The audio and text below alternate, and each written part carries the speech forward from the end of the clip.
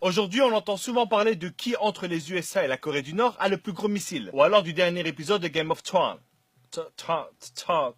Mais il se passe un truc bien plus important dans le monde, vous l'aurez compris, aujourd'hui on va parler du Congo. Et donc quand je parlerai de Congo, je parle évidemment de la République démocratique du Congo. Le Congo est le deuxième pays le plus riche au monde, et je te jure ce n'est pas une blague, mais malheureusement vu que les Congolais ne bénéficient pas de leurs propres ressources, du coup c'est le deuxième pays le plus pauvre du monde. Aujourd'hui ce qui se passe au Congo c'est complètement la folie. C'est scandaleux mais t'es pas prêt. Je dis aujourd'hui mais ça fait quand même un bon moment que ça dure. Tout ça, ça a commencé avec l'ancien roi de Belgique a.k.a. Léopold II et la conférence de Berlin. Et le concept de cette conférence est tellement dingue que j'ai été vérifié pratiquement 100 fois pour être sûr que c'est pas un fake ou une légende. C'était une conférence où il y avait une énorme carte de l'Afrique, plein de pays occidentaux, tu sais, des mecs avec des grandes moustaches et chacun choisissait une partie de l'Afrique. Chacun prenait ce qu'il voulait de ce continent dans le plus grand des calmes airs. Et évidemment sans demander quoi que ce soit aux Africains. Et à ce moment-là, t'as Léopold II qui dit « Bon, personne veut le Congo ?» C'est bon, je le prends. Je sais pas si tu te rends compte, mais à lui tout seul, il a décidé de prendre tout le Congo. Et là, t'es en train de te dire, ah, je comprends. Et donc, le Congo appartenait à la Belgique à ce moment-là. Non! Il était roi des Belges, mais ça n'appartenait pas à la Belgique. Ça appartenait à Léopold lui-même. D'un côté, il avait son boulot de fonctionnaire de roi, et de l'autre, il avait sa petite épicerie de 2 millions de kilomètres carrés. Et c'est exactement à partir de ce moment-là que tout est parti en vrille au Congo. Il a commencé par mettre des entreprises pour prélever le caoutchouc, mais quand il avait besoin de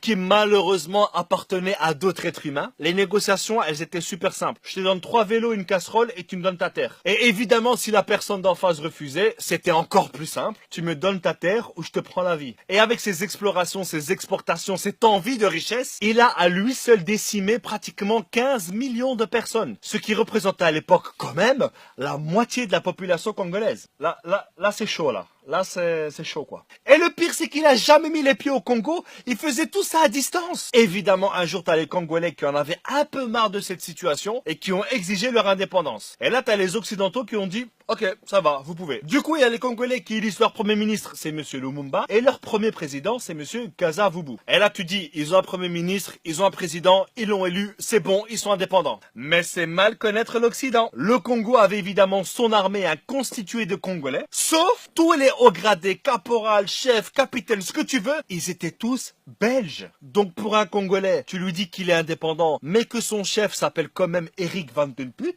mais où est le respect? Du coup, après seulement 3 jours d'indépendance, l'armée se rebelle. Quelques semaines plus tard, la province du Katanga se dit indépendante. Et pour ceux qui savent pas, Katanga, c'est juste la province la plus riche de Congo. C'est là où il y a du cuivre, de l'uranium, des diamants, enfin bref, la folie. Et c'est là aussi où il y a plein de pays occidentaux qui prélèvent tout ça. À ce moment-là, Lumumba demande l'aide de la Belgique qui lui disent non.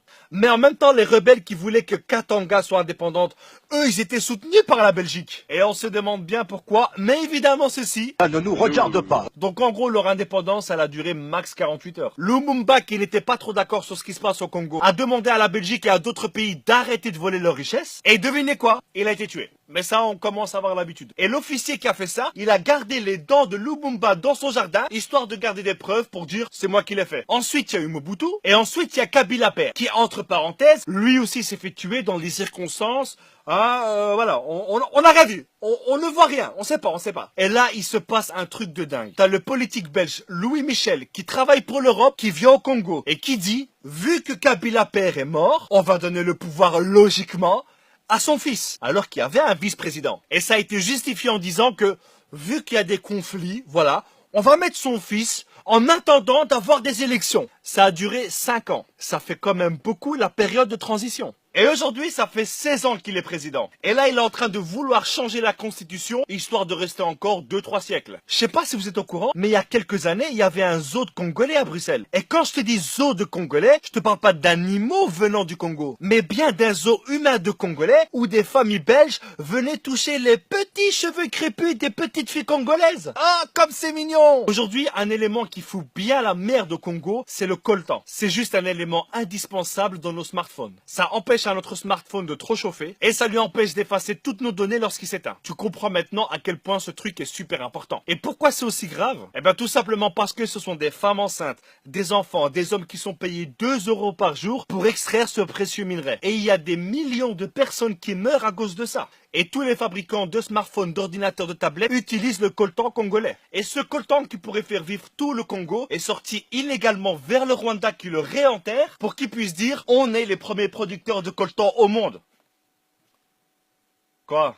Tu commences à sentir comment elle pue cette histoire? On se demande bien à qui ça doit profiter tout ça. Aujourd'hui, ce magnifique pays qu'est la République démocratique du Congo est gouverné par des États, par des entreprises qui pensent que ce pays est un portefeuille. Et actuellement, il y a un génocide qui a déjà fait plus de 6 millions de morts, perpétué par des rebelles financés par des multinationales pour pouvoir piller le sol congolais. On est tous liés indirectement au Congo par nos smartphones. C'est vrai que cette vidéo ne va rien changer. Et là, il y a plein de personnes qui vont dire, mais pourquoi est-ce que tu l'as fait alors? Bah parce que seulement le fait de savoir ce qui se passe là-bas, c'est déjà un pas qu'on fait. Et un petit pas en avant dans ce monde, aussi petit soit-il, c'est quand même le signe qu'on avance. Donc les amis, je vous invite à partager un maximum cette vidéo. Il faut que les gens soient au courant de ce qui se passe là-bas. Que les gens sachent ce qui se passe au Congo aujourd'hui, et d'ailleurs depuis des décennies, et sous l'indifférence générale. Merci à tous, et que Dieu bénisse la République démocratique du Congo.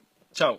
Nous avons connu les ironies, les insultes, les coups que nous devions subir matin, midi et soir, parce que nous étions des nègres.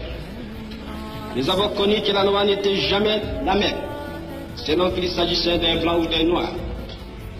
Qui oubliera les fusillades, les cachons furent brutalement jetés, ceux qui ne voulaient plus se soumettre au régime d'injustice, d'oppression et d'exploitation.